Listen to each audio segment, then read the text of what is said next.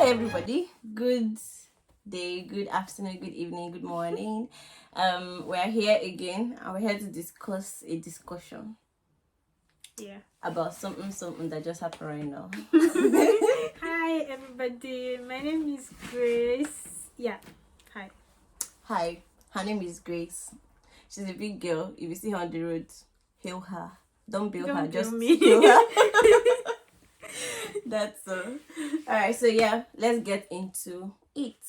First, we're talking about lessons that we've learned since coming to the UK, and these are real life experiences that we've had. And as we have more, we'll probably come back to share, but these are just some of the ones we've learned.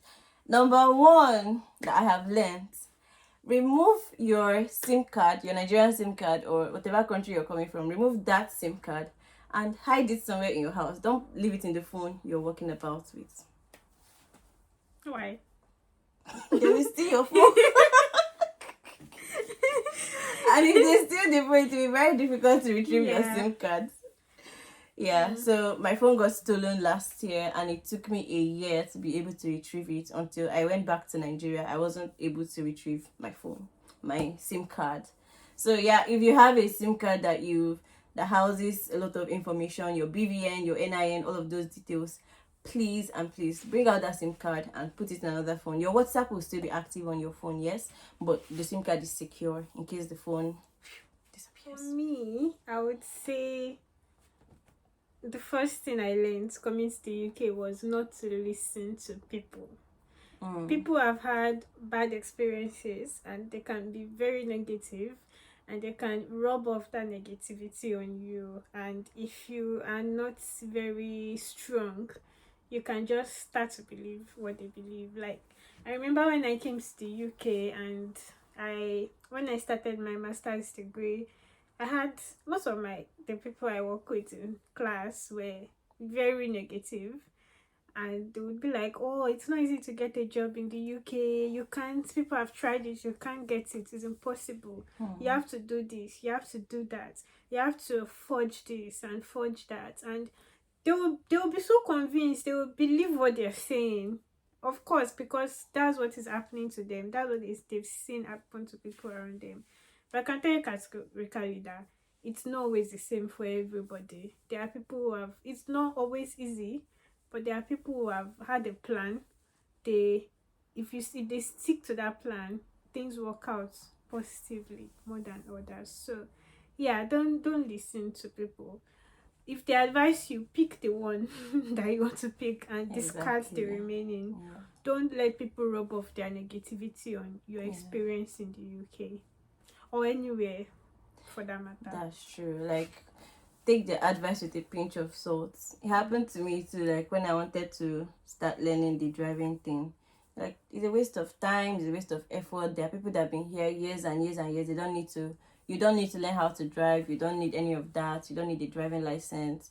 But I was applying for jobs and literally every single job they would say having a full UK driving license is an advantage, or for some of them it's even a requirement. And you're wondering why people are telling you you don't need a driving license when you can literally see it on all the job adverts. Yeah, that's because a lot of people have boxed themselves into the kind of jobs they want to be able to do.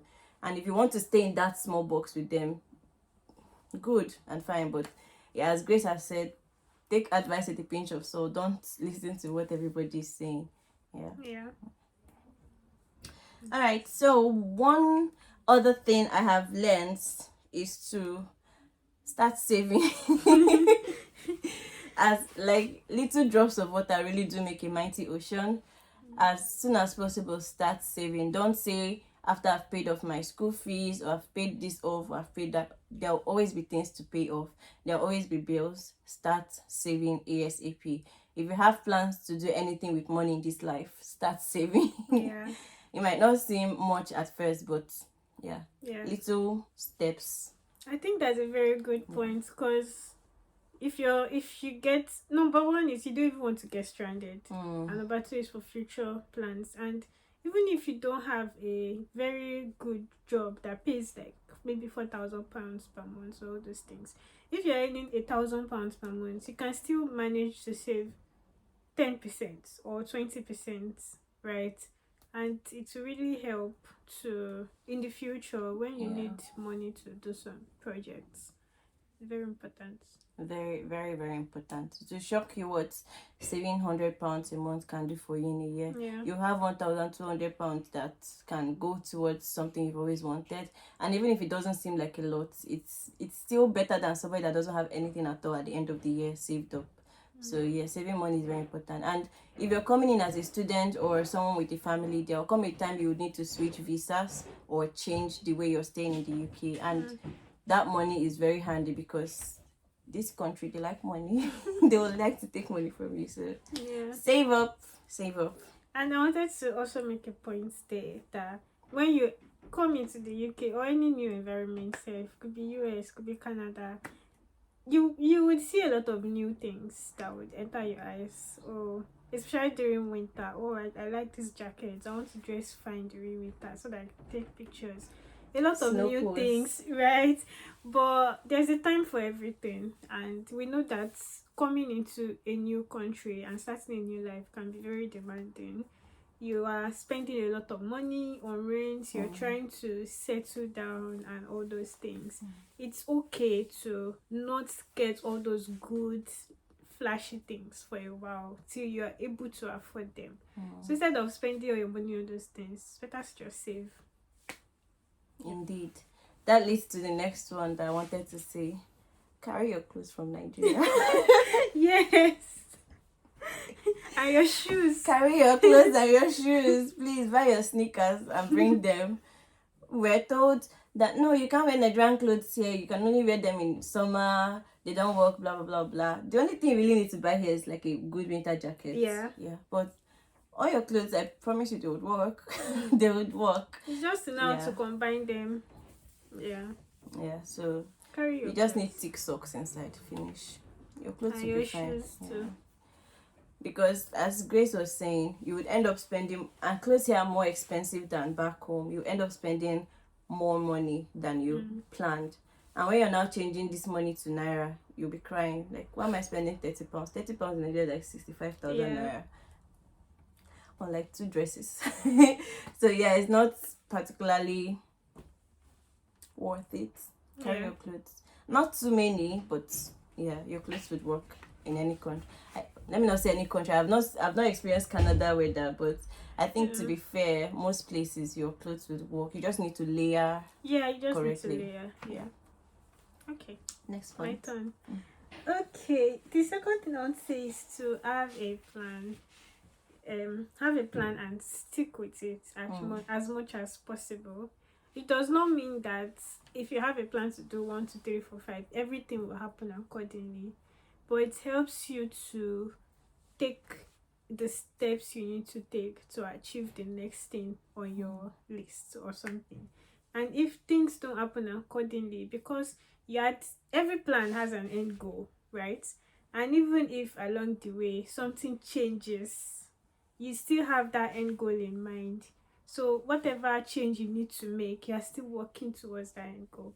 So have a plan, and having a plan also goes back to the first point I made, that people will try to rub negativity on you, veer you off. Yeah. So having a plan and sticking with it will really help you to achieve the things you want to achieve. Can you give an example? Okay. I remember when I came to the UK. Coming to the UK, I said I didn't want to have anything less than a distinction, right? And then people would always tell me, "Oh, it doesn't matter when you're looking for a job, they are not looking for a distinction and all those things." And to be fair, when I got my job, they didn't ask me what grade I had, right? And I remember someone telling me, "You don't need distinction, just read to pass." But I had already had that plan. This is what I want to do. At the end of my master's, I'm not graduating with anything less than distinction, whether I'm going to use it or not. And I also had plans that I'm going to take this step and take this step to make sure I get myself into the industry I want to work in. And then once I get myself into the industry, from there I'll just start going. And people were always like, "It's impossible, what are you talking about?" But I had my plan. They didn't work out exactly. I got frustrated at some point. But at the end of the day, I have achieved some of the goals that I set out to achieve. I graduated with the distinction, and when I got the first job I got, my third month or fourth month in the UK, people were like, people that have been here before you, they have been looking for a job. How did you do it? Mm. Right? It's like because I was not listening to you people. So yeah, having a plan really, really helped me. It didn't work out exactly as I wanted, but I noticed, I realized that even though it didn't work out, when things kind of go differently, because I have an end goal in mind, I just try to adjust my plans And as come back long on as track. it meets Yeah. the goal I'm aiming to meet. Yep. That's very good. Yeah. In this place, it's very easy to lose sight of what you want, what you've planned to do, some of the things you even wanted to do from Nigeria, and you come here, start taking advice, see what everyone else is doing, and just go with the tide. But really, that's usually not the best way to go. Yeah. So, yeah, listen to Grace. What was the advice again? Have a Have a plan. plan. And next yeah. to that, one thing I wanted to say is to start job searching. If you're schooling, start your job search ASAP. Like, don't wait till you're done with school. As soon as possible, start looking for jobs. Yeah. Yeah, because it will give you like more time to get into the industry you want to get into.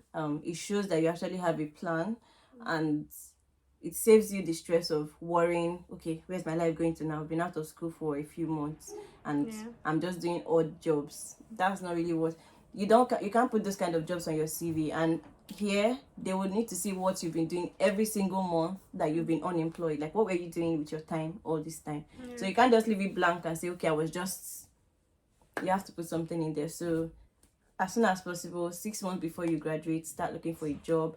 If you want to do a PhD after your master's, as soon as you enter, start the master, start applying for the PhD, because they're usually starting the next year anyway. So yeah. And job wise, don't be afraid of rejections. I try to tell myself and people that interviews are also part of the experience, because if you start applying for jobs while you're in school and you get some preliminary interviews, there's a chance you won't get the job because you're already in school. Obviously they might not give you, but now you have an idea how the interview is done. You have an idea what their facial expressions can be when they don't like what you're saying or when you're going off point. So you prepare for the next rejection, and like that till you accept it. That happened to me. My first job interview outside my city, I had to travel to London for it. And for that interview, I didn't get the job. Thankfully, I didn't really want to move to London at the end of my experience there, but it gave me insight into the kind of like the broader world. Like, there's a lot of competition, there are good people out there, so you need to hone yourself and become good enough to compete. I had to make a presentation at that interview. I had to do certain group activities, and I saw how they did everything, and they were observing every single person. So that gave me insight into what these people are actually looking for. And then I saw how other candidates were putting themselves forward. Don't hide your light though. Like, you see people literally shining their own light, like talking good things about themselves. It's Nigerians that feel humble. I don't want to tell them I did this. Yeah, that is so true. So you will get all these experiences. Don't be scared of rejection. Keep going, keep applying. Yeah. I feel like we're dwelling on this topic, but I wanted to mention something again that is very important. What you said, that like, learn to brag about yourself. Not these people can read when you're just too proud, right? Yeah. But when you're able to tell them about your achievements, Factually. in where we come from, in some countries in Africa, especially the country where we come from, right? It's as if when you do something, okay, you're done with it, on to the next, right? And I had an experience which really taught me that you should enjoy all your achievements and see it as a big deal, right? So nothing is too small. So if all you have done, your experiences, like to maybe do some Excel calculation to derive something for a business, talk about it. It's a big deal. Just talk about it. Yeah. That's true. Because one thing I've noticed is that you might be feeling shy. There's someone that has done less than you will now talk about what they've done with such confidence. And if you not talk after the person, you'll not be Right. like you're the bragger man. Yeah. Like, why you not Like, saying why you oh, not- you because didn't know it's that yeah. before? So please be confident, keep applying, have a Yeah. plan, and God will help you in Jesus' name. Amen. Amen. Another thing I want to say is to have a budget for everything, even black tax. Like, have a budget. It's easy. One thing I found with myself is that sometimes you're just coming back from work and you enter Lidl and you want to buy something. Oh, I need to cook this. Let me just buy this. Let me just buy this. Or when I'm very tired and hungry after a long day, I'm just imagining Asda donuts, and I just let me stop and buy donuts. But yeah, all of those things, the little things, when you add them up at the end of the month, you find that your money has disappeared into thin air. So have a budget for everything, even black tax, all the small 10K, 5K, 7K you're sending to family or to people. Have a budget for that. Yeah. Anything Yeah. to say? Yeah, so I was going to talk about that too, so I'll just jump to it. Talking about black tax, there is a stage in your life where that stage in your life might be different from that stage in my life or Elizabeth's life, where you have to prioritize yourself. It's good to take care of people at home, but you have to understand that you have a future. And if you have spent 10 years in the UK and there's nothing to show for it, it's these same people that will ask you, What have you been doing? exactly, like, how come you've not passed your driving test? Yeah. How come you don't have a car? Everybody's getting a mortgage. How come you don't have this after 10 years in the UK? I'm like, but all the money I was making, I was sending to people to make sure you're living a good life over there because the country is hard. So the point is, at some point, you have to prioritize yourself and do it without apologies. It doesn't mean that you abandon the people at home. You take care of them, right? You, as much as you can. But I'm going to give a practical example.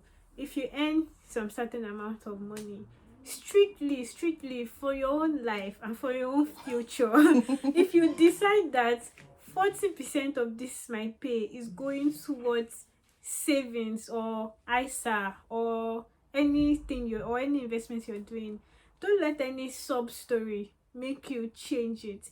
Take that 40%, deduct it from your pay immediately it comes in. Then any other thing you want to do, like groceries and everything, have a budget, like Uzube said, right? So that when people come and they are like telling you, this is happening, I need this, black tax billing, you whatever you want to give them, you work it around the remaining money and the budget that you have on ground. But be very strict about saving for your own future.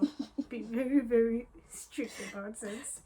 Yeah. Maybe I'll say, hey, yeah, the money has finished.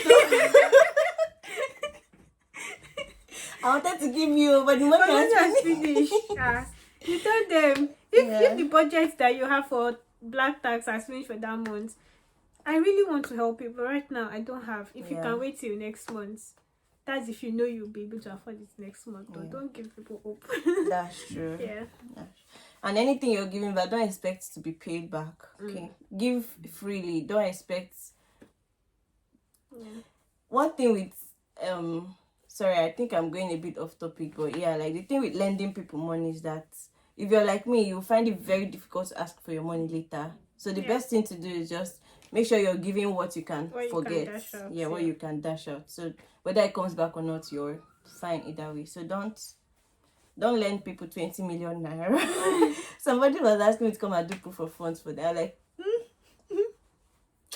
I like that kind of faith, you know. I aspire to get there, but yeah. So please be wise with borrowing people money. Yeah.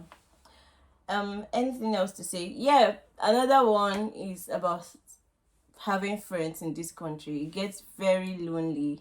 Find a community, preferably a Christian community, and make friends and have people you can associate with.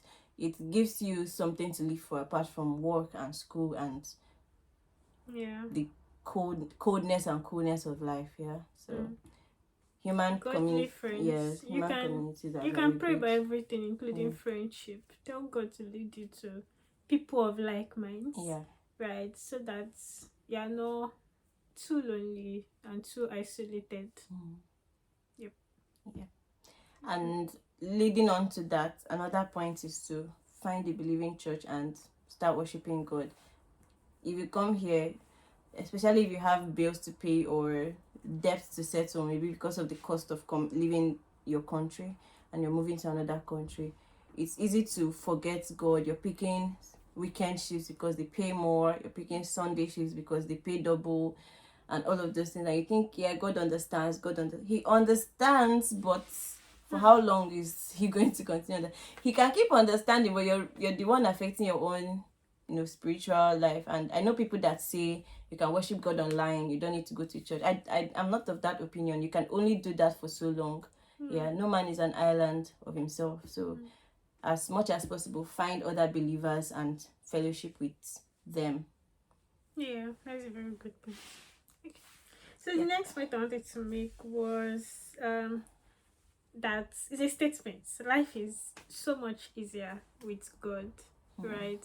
There's a lot of pressure, especially on young adults, to make a good life for yourself and for your future and for your family, especially for those that are looking to settle down and have a family. But you can do life so much easier with God.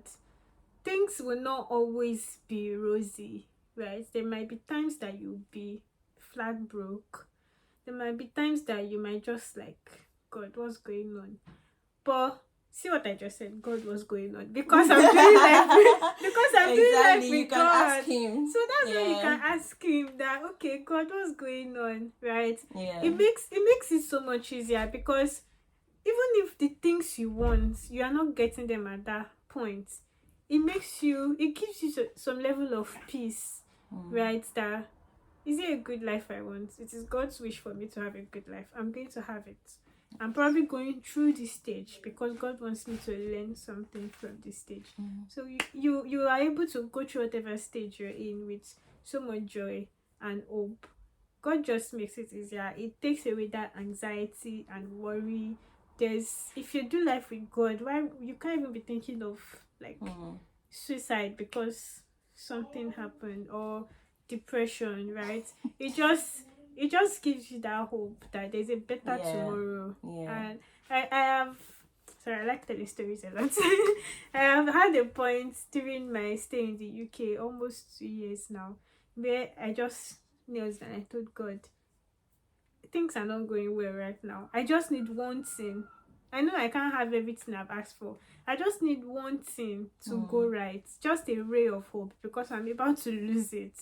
And it gave me that thing, right? It didn't give me everything I had asked for, but it just did something that just showed me that, okay, right, God is in this story. So yeah, do life with God. Don't do it alone at all.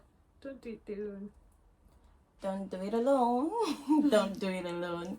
Yeah, it's not going to end very well if you do it alone. Yeah, God is important.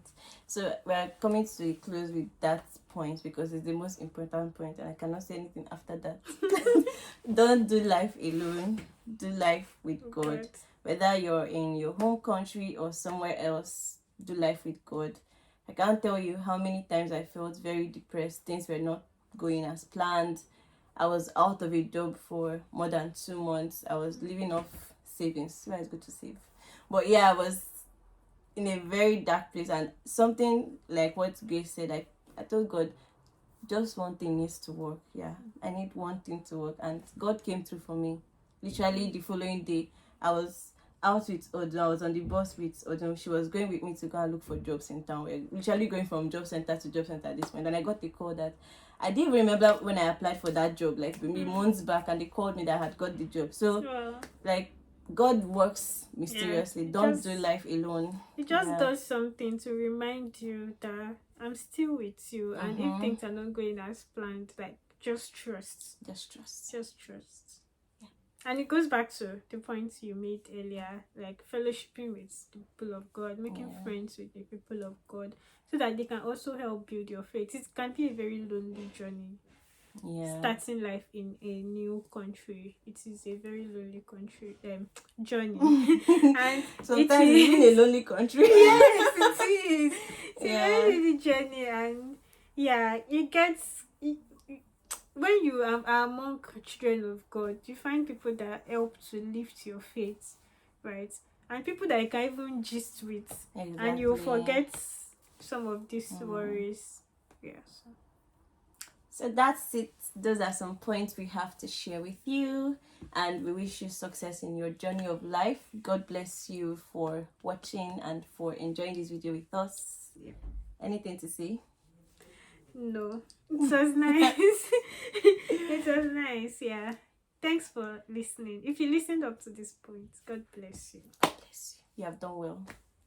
All right, thank you. Have a nice rest of your day. Like, share, comment, subscribe, all those wonderful things. Yeah. Okay. See you in the next video. Bye.